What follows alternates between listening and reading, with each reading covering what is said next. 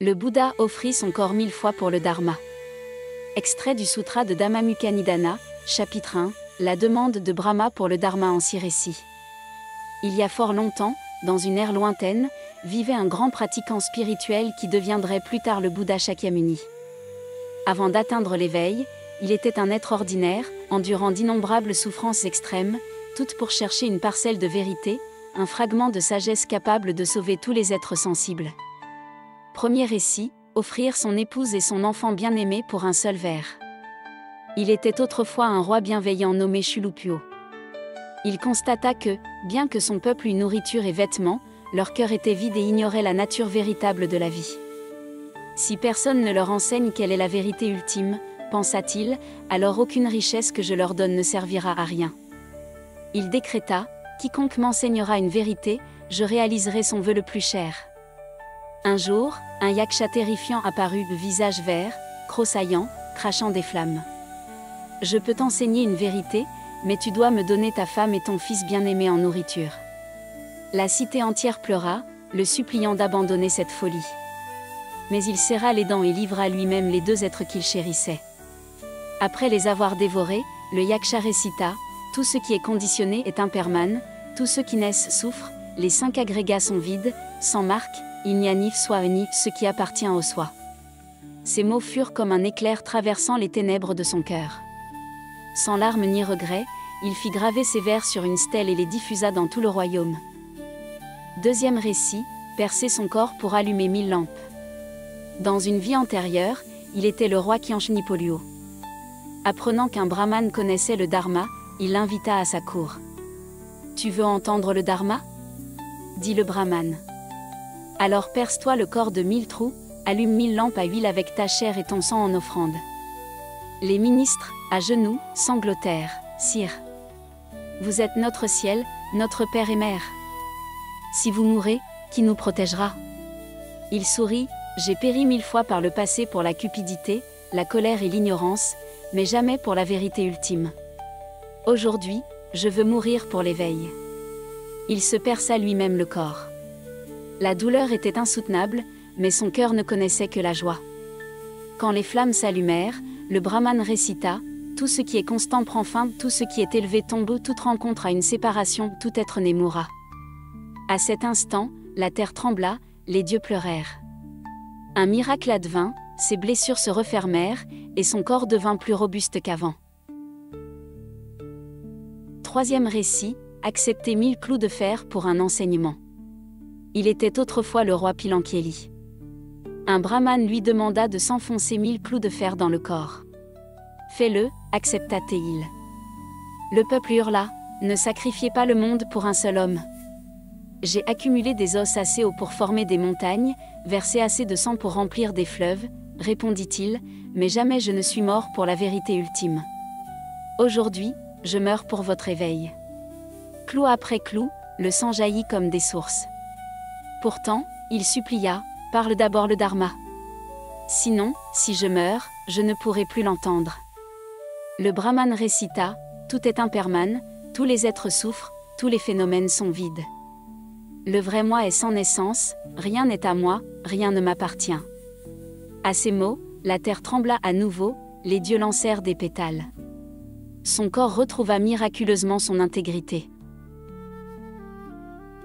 Quatrième récit, se jeter dans un brasier pour un enseignement sur la voie du bodhisattva. Dans une vie passée, il était le prince Temmojian. Après des années de quête infructueuse du Dharma, il était au bord du désespoir. Un brahmane apparut, « Si tu sautes dans ce puits de feu profond de 10 brasses, je t'enseignerai. » Le roi et la reine, à genoux, le supplièrent en larmes, et le peuple hurla, « Vous ne pouvez pas mourir. » « Je me suis incarné nombre incalculable de fois, » répondit-il, mourant pour le désir, le pouvoir ou la haine, mais jamais pour l'amour. Aujourd'hui, je saute pour votre libération. Il bondit dans les flammes dévorantes. Instantanément, le puits se transforma en un étang de lotus, et il s'assit, serein, sur un trône de fleurs, rayonnant une lumière infinie. Cinquième récit, dépecer sa peau pour du papier, briser ses os pour des pinceaux. Dans une autre existence, il était le sage Yudaolyo, en quête du Dharma véritable. Un brahmane lui dit, je t'enseignerai, mais tu dois dépecer ta peau pour en faire du papier, briser tes os pour des pinceaux, et utiliser ton sang comme encre. Ses disciples, horrifiés, s'écrièrent, c'est trop cruel. J'ai péri pour des apparences, pour la gloire, par peur. Répondit-il en souriant, mais jamais je ne me suis donné pour la vérité ultime. Il prit un couteau, décolla sa peau morceau par morceau, brisa ses côtes pour en faire des pinceaux, et traça avec son sang, contrôle toujours les actes du corps, ne tue pas, ne vole pas, ne commet pas d'adultère. Évite les paroles mensongères, les propos durs ou frivoles. Que l'esprit ne s'attache pas au désir, qu'il n'ait ni colère ni pensée toxique. Abandonne toute vue erronée, voilà la pratique du bodhisattva. Il écrivait en chantant, chaque caractère teinté de sang, chaque phrase illuminée. 6e récit, peser sa chair pour sauver une colombe. Il était le roi Chibi, régnant en temps de paix. Soudain, l'empereur de Jade, Indra, transformé en aigle, pourchassa une colombe et s'arrêta devant lui. « Cette colombe est ma nourriture, dit l'aigle. Si tu ne me la donnes pas, je mourrai de faim. » « J'ai juré de sauver tous les êtres, répondit le roi. Alors, ricana l'aigle, donne ta propre chair en échange. Le roi découpa la chair de sa cuisse et la posa sur une balance. Mais la colombe pesait toujours plus lourd. Il découpa ses bras, ses côtes. Le sang coulait à flots, et il était à l'agonie. Finalement, il rampa sur la balance, offrant tout son corps. À cet instant, l'équilibre se fit. Le ciel trembla, les dieux pleurèrent. L'empereur de Jade se révéla. « Pourquoi as-tu fait cela ?»« Non pour moi, sourit le roi, mais pour que les êtres sachent, la compassion n'est pas un mot, c'est échanger sa vie pour celle d'autrui. » Son corps redevint entier, plus éclatant qu'avant. Conclusion, le Bouddha prit la parole. Ces récits se déroulèrent des éons avant son éveil. Quand il devint enfin Bouddha, sa première pensée fut « Les hommes sont trop aveugles. Mieux vaudrait entrer dans le nirvana. » Alors, le grand roi Brahma apparut et lui rappela chaque goutte de sang, chaque morceau de chair, chaque sacrifice de ses vies passées, ô bienheureux. Tu as abandonné femme et enfant pour un verre, percé ton corps pour 1000 lampes, accepté 1000 clous, sauté dans le feu, offert ta chair pour une colombe. Maintenant que tu as atteint l'éveil parfait, les abandonnerais-tu ? Si tu ne prêches pas le dharma, vers qui se tourneront ces dieux, ces hommes, ces animaux qui pleurèrent pour toi ? Le Bouddha resta silencieux, des larmes coulant sur ses joues. Puis il se leva et se dirigea vers le parc Odin, commençant à enseigner.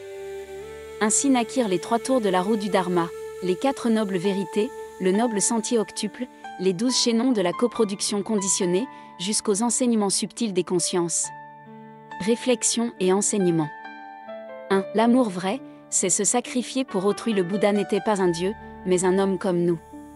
Il choisit la voie la plus douloureuse parce qu'il voyait les êtres se noyer dans la souffrance sans en comprendre la cause. Aujourd'hui, nous avons des smartphones, des plaisirs, mais un vide persistant. Pourquoi ? Parce que nous savons prendre, mais avons oublié de donner. 2. La vérité ultime mérite qu'on lui consacre sa vie. Les modernes fuient l'effort, trop difficile, pas le temps. Pourtant, le Bouddha mourut 1000 fois pour un seul verre. Et nous ? Sacrifierions-nous même une heure de confort pour grandir ? 3. La compassion n'est pas une émotion, mais une action. Je suis compatissant, disent beaucoup, jusqu'à ce que l'épreuve survienne. La compassion du Bouddha consista dans le fait de découper sa chair, sauter dans le feu, pas des mots, mais des actes. Aujourd'hui, nous n'avons pas besoin de nous mutiler, mais nous pouvons. Ô écouter un ami sans l'interrompre. Ô cesser de blâmer, et demander, lui aussi souffre-t-il ? Ou faire une petite chose par jour pour que quelqu'un se sente vu. 4. Vous n'êtes pas seul, et ne devez pas vivre isolé, j'ai tout donné, personne ne m'a remercié. Je suis épuisé, à quoi bon continuer ? Mais souvenez-vous que chaque acte de bonté, si petit soit-il, peut devenir une lumière dans la vie de quelqu'un. Comme le verre du Bouddha qui changea des milliers de destins. Message final pour vous. Le Bouddha ne naquit pas Bouddha. Il le devint en choisissant le sacrifice, encore et encore. Et vous aussi, par chaque choix, pouvez devenir une lumière pour les autres. Alors, la prochaine fois que la fatigue vous submerge et que l'abandon vous tente, souvenez-vous de ces rois qui donnèrent leur chair, de ces princes qui sautèrent dans le feu. Ils n'avaient pas de super pouvoir, seulement un cœur inébranlable. Parce que vous le pouvez aussi. Herbe, puissions-nous, vous et moi, incarner un peu de ce courage de bodhisattva dans le quotidien. Pas pour la gloire, pas pour les louanges, mais simplement pour apporter un peu moins de souffrance et un peu plus de lumière à ce monde.